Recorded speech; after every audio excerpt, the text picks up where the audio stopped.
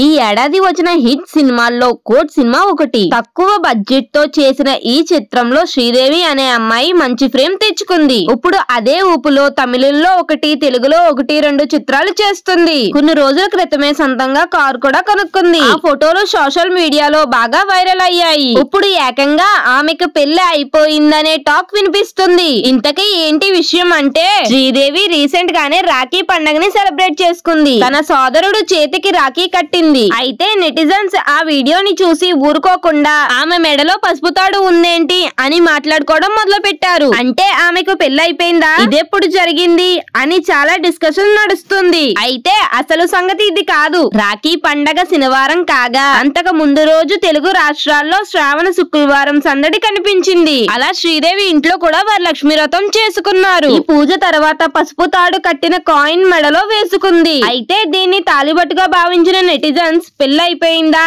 అని కామెంట్స్ పెడుతున్నారు. ఇది అసలు సంగతి.